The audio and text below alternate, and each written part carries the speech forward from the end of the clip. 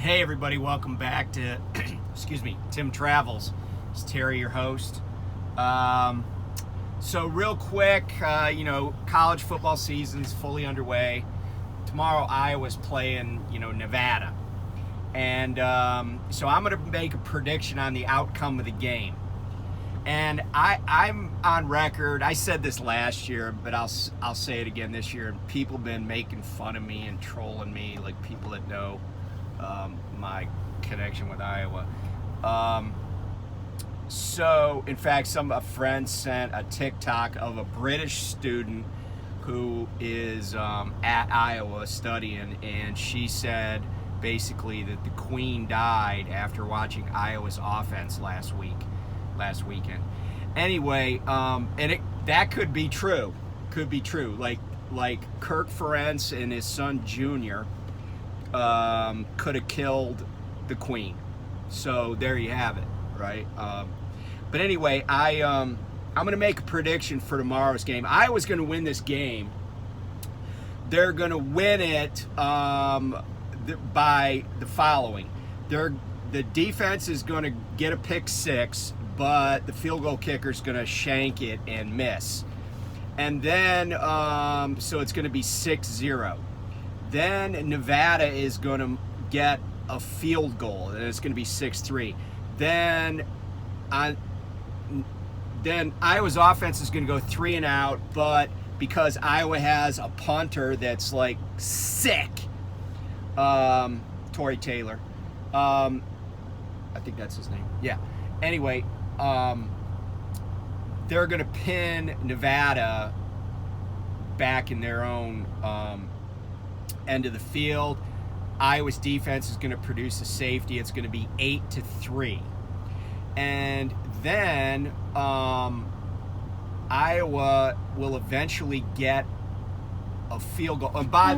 They'll get a field goal. And, oh crap. Just had a little collision. I guess he didn't hear the horn in time. Two trucks backing at a 90-degree angle to each other. Although I don't know why the one guy didn't see the other, because he should have been visible in his mirror. Doesn't look like there's any damage. Just rocked the van a little bit with the flatbed. Anyway, no harm, no foul. Hopefully these guys are just like, don't worry about it. Don't need to report anything. There's no damage, bro. He's good. He's cool.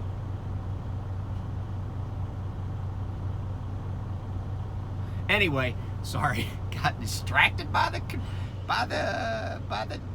wreck. Not really a wreck. Okay, two guys are talking. Yeah, they're not even getting face to face. They're just like, yeah, don't worry about it.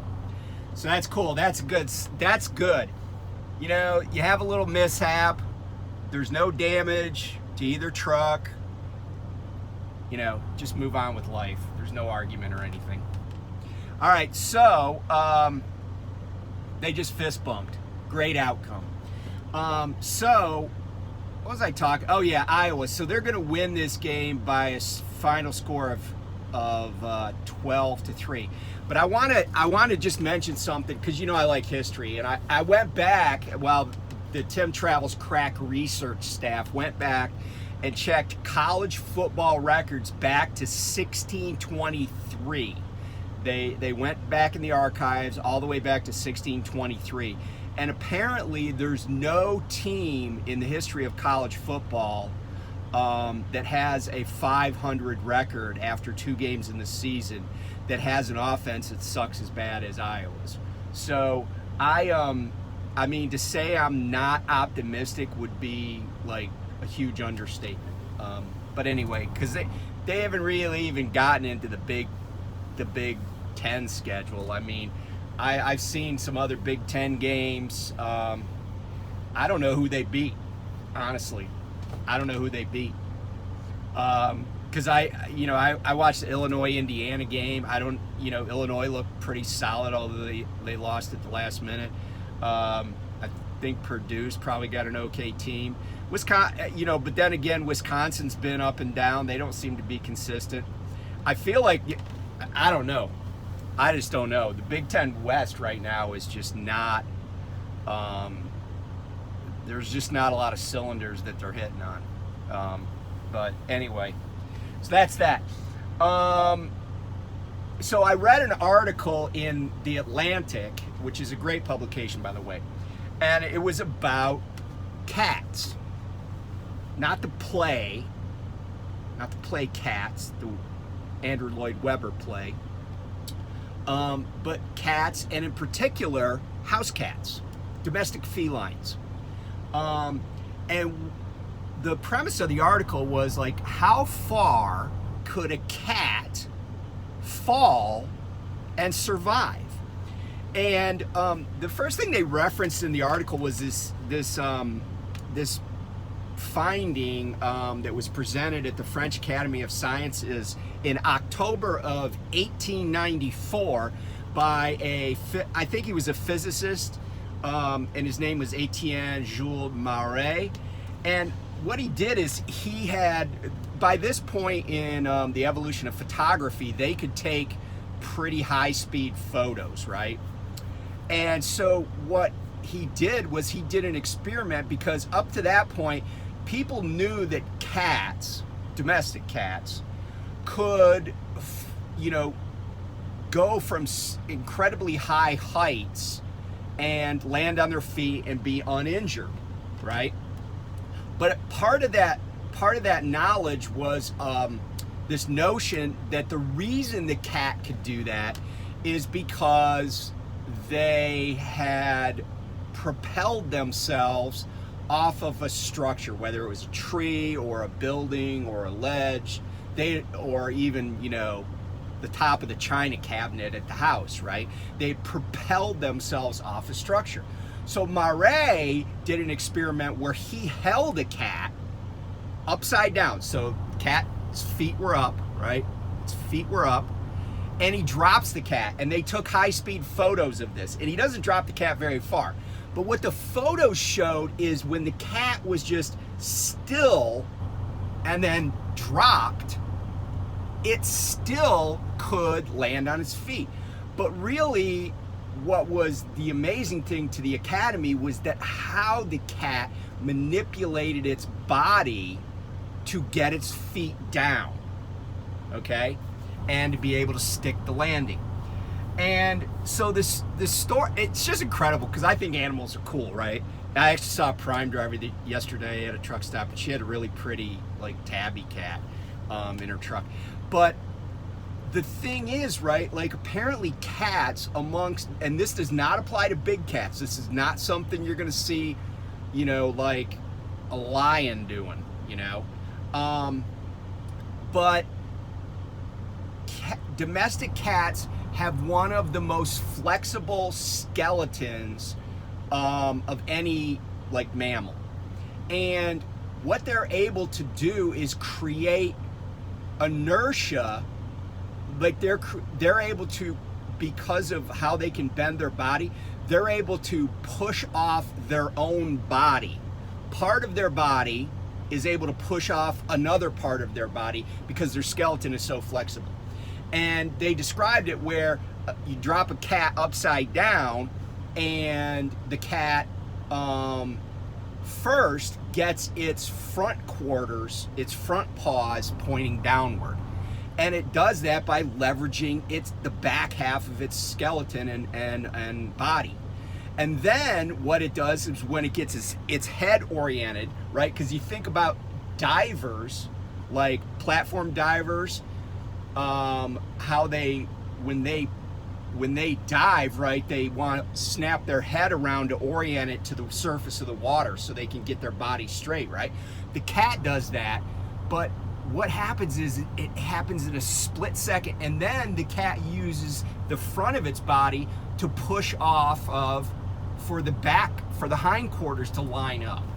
And these veterinarians and stuff in the art, you really ought to read it. It's just remarkable. But they're talking about how cats can have survived incredible falls.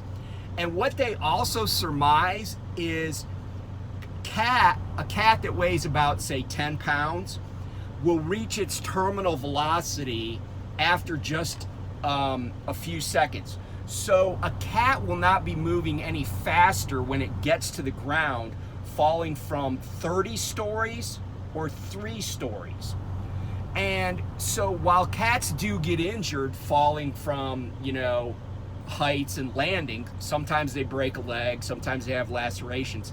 At the higher distances, the one thing that they see is some internal injuries just from the shock, and their jaws, but not their legs or their back or whatever being injured. And the thesis is, and there are several stories of cats falling from incredible heights and living. And like they were talking about one where this cat fell like 13 stories, went through the top of like a pavilion, like a cloth covering, and was just found underneath, kind of just like cleaning itself. So their theory is it's possible that there may be no limit to the height that cats could fall and survive it. So I just thought that was cool. So I just wanted to share that. Anyway, I want to talk about some of my detractors. And when you're a YouTube sensation, a public celebrity like I am, there's always haters out there. And by the way, let me say something. I have not ever really been a huge Tom Brady fan. But I think what's going on with him and all this like consternation about how his marriage is, that's all bull crap. The dude, okay, first of all, one of the things I like about Tom Brady is the guy is a consummate team player. I mean, he's a competitor, but he did stuff when he was in New England that a lot of quarterbacks of his level would not have done. In other words, he took less money to make sure that the team won championships. He did that more than once. So props to him for that. And if you think that he didn't need to do that, look at Kirk Cousins in Minnesota. That's the first thing. And by the way, I don't think Brady and Cousins are in the same league. Brady's like way better. But anyway, but he's also more of a team player. But let me say this: leave the man alone. He's not the first guy whose wife has not been happy with how much time he puts in at work. He's not the first guy. And I totally get it, right? Like he's a competitor. His work is important to him. It's part of his life. And sometimes, men are hard-headed and we don't hear what women are really saying to us. Our spouses are really saying to us. I certainly have been that guy, and I'm guessing Tom Brady maybe is that guy. But you know what? He bagged training camp, and if anybody in the NFL could bag training camp and still be just fine, I think it would be Tom Brady. Even though I don't think he thinks he had a great performance last week against Dallas. But hey, a win is a win, right? But get off the guy's case. Leave him alone. I'm boycotting any article that talks about him and his wife. I don't care what his wife thinks, because it's not first of all, it's not my business, and second of all, she's not my wife. There's only one person that needs to care what Tom Brady's wife thinks, and it's Tom Brady. And I don't care if you're a Tampa Bay fan. I don't care who you are. I don't care if he's your fantasy quarterback. It's none of your business. Leave the man alone. So anyway, getting back to my dealing with fame and being on top of the mountain. So I had one guy, it was a while ago, I mentioned something about taking a leased truck. If you lease with Success Leasing, which is a Prime owned entity, that you can take your truck to anywhere you want. Right? Like I could tell Prime, because I have 2 contracts, right? I have a lease contract. By the way, it's right here. I have a lease contract, and then also in this package is a service contract. So I have a lease contract with Success Leasing that leases me this truck.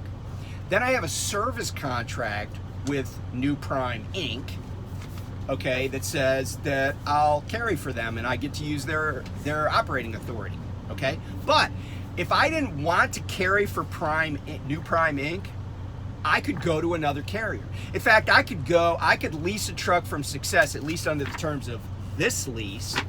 And by the way, the mess in the back is because I had to dig this out from under the bunk. It's in my trial bag.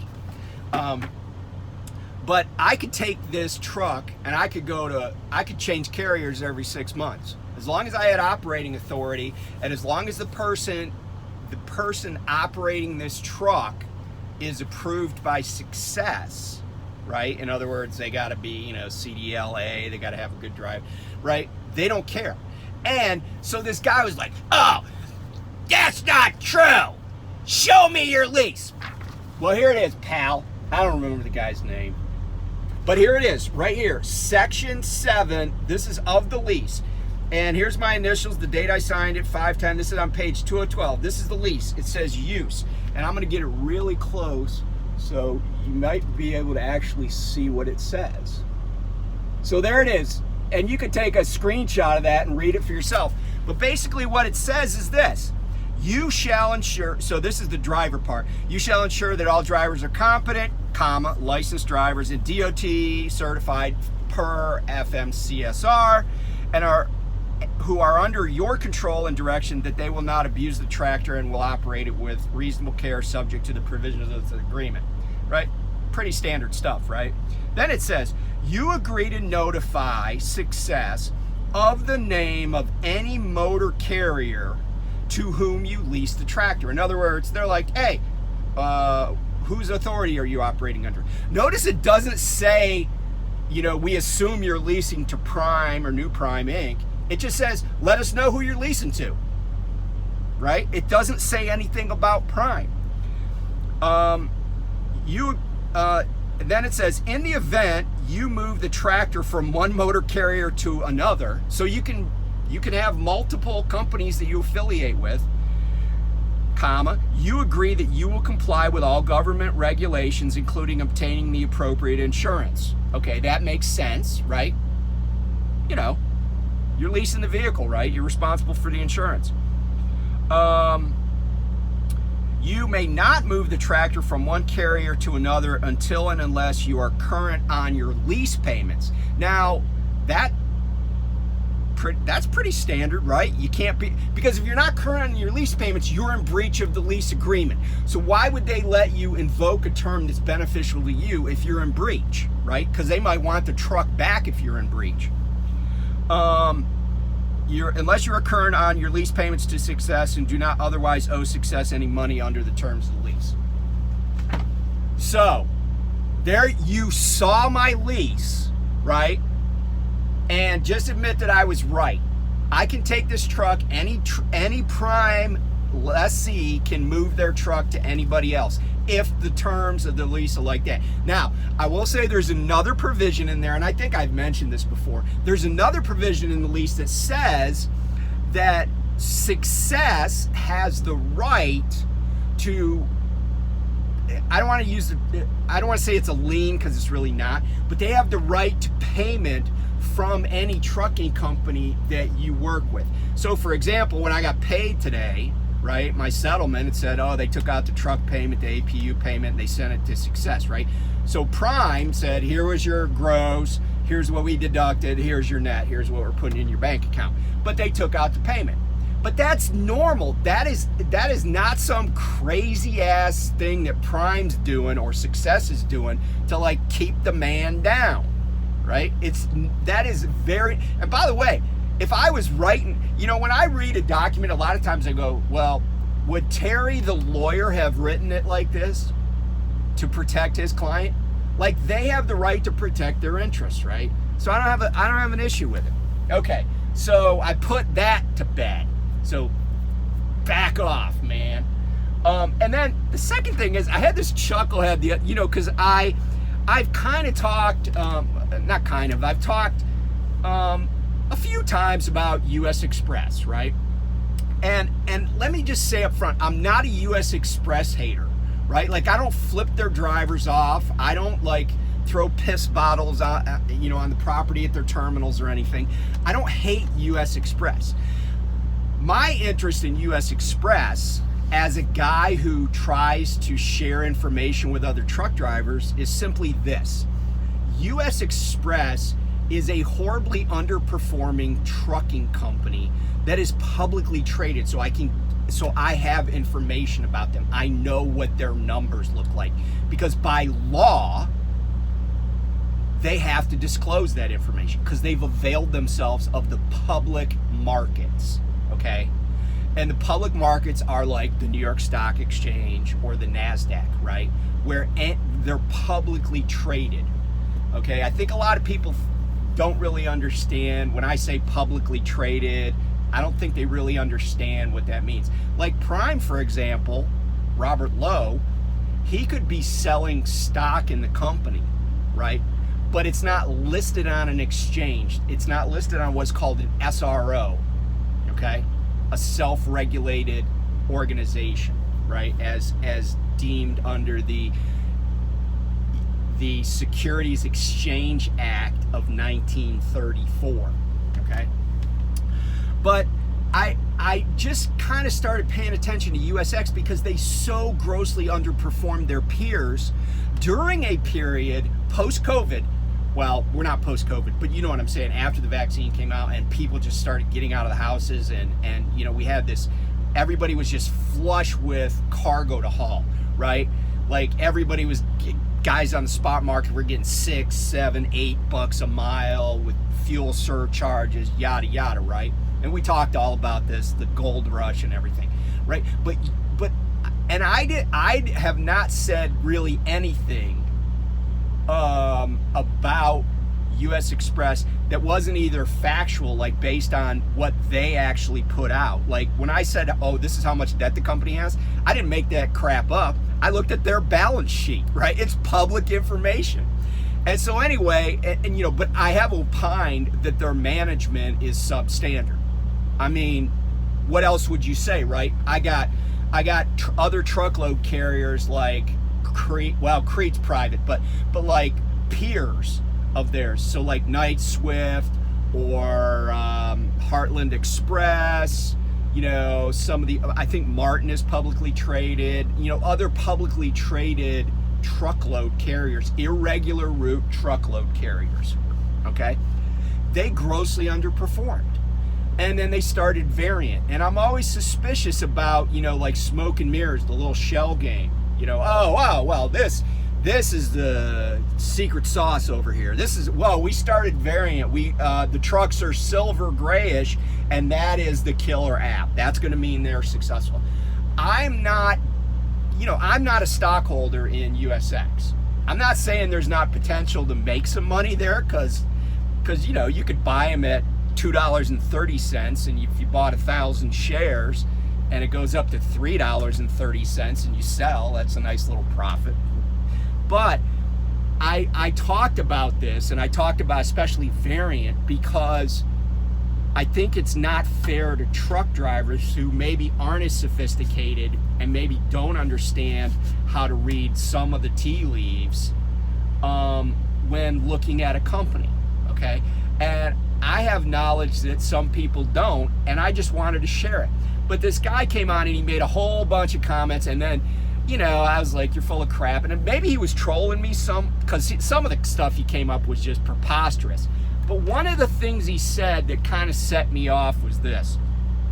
He said, well, you shouldn't be talking about companies without checking with them to see, to make sure that they're okay with it, because you could get sued. Well, first of all, let me say this. I've been sued plenty of times, okay? True story. I've been sued, I don't know how many times. I've been sued a few times. But I'm not afraid of being sued. I don't like getting sued because then I got to react to it. I got to deal with it. But I've had complaints and suits against me, and, you know, I just deal with them, right? And in the way that I want to. But, you know, let me just say this, and you know, I talked about the First Amendment the other day, and you know, a lot of people out there like think about like defamation or libel, you know, or something like that, right? But here's the thing: the truth, right? Fact is an absolute defense to defamation, to libel, to slander, okay? The truth is an absolute defense. And if I repeat what somebody said about themselves, in other words, if I say, oh, well, U.S. Express said this in their corporate filings, not only, I mean, now if it's not the truth, then it means they lied in a corporate filing, which is actionable, you know, criminally and civilly. But if I just quote them to talk about them, it's not defamation. So let me worry about the lawsuits, and, you know, and don't tell me what, you know, the company's doing. Because this guy was like, well, I've been a truck driver for 27 years. And then he really didn't help his case, because all the companies he named, and I won't say them, all of them in my mind, I was like, oh, geez, I wouldn't want to drive for them. You know. But anyway, I told people that responded to me originally when I did the original, you know, video about him. I'm like, look, I'm not bad mouthing you. I'm not even saying it's a bad company to work for. That's a different kettle of fish. That's a different inquiry. What I'm saying is, from a corporate perspective, from a capital markets perspective, here's what I see. From a guy who worked at the Securities and Exchange Commission, from a guy who did startup companies, you know, funding startup companies, private placements and stuff like that, from a guy who was a financial advisor, here's what I see. Now, you don't have to accept what I'm saying, but, you know, you don't have to share my views. But a lot of what I talked about in this was just fact, right? These are facts. These are numbers. They're not subject to interpretation or opinion, right? It's like, if U.S. Express says this is how much debt we have, then why would anybody go, oh, that's not true, they're not really in debt? Well, sorry, man, their balance sheet says whatever it was, $663 million of debt they're carrying. I didn't come up with that number. Their CFO did. You know? So, and I don't care how long you've been driving a truck, right? Driving a truck doesn't mean you know jack about corporate finance or about public markets or about market makers, securities trading, none of that. Just like a guy who's an analyst who specializes in the transportation industry doesn't know how to fucking drive a truck, right? Even though he studies the transportation industry, he doesn't have a CDL, he doesn't drive a truck. And I don't think any guy down on Wall Street would go, you know, since I follow USX and Knight Swift and everything, I'm pretty sure I can get behind the wheel of an 18-wheeler and be just fine. You know, we wouldn't accept that, so why would we accept the opposite, right? The flip side of that. So anyway, thanks for listening to my rant. And let me just, one more thing. I love animals. If you have a cat, read the article in The Atlantic, but don't test it out, okay? Because, yeah, just don't do that. You don't want to scare your cat. You don't want because here's the thing. You don't want your cat to think you're trying to kill it. Because cats will plot to kill you. They'll be walking around at night while you're sleeping, and they'll be doing things behind your back and in secret and in silence. Cats are oftentimes plotting to kill you. Okay, so just be careful. So, anyway, I will talk to you guys later. Bye.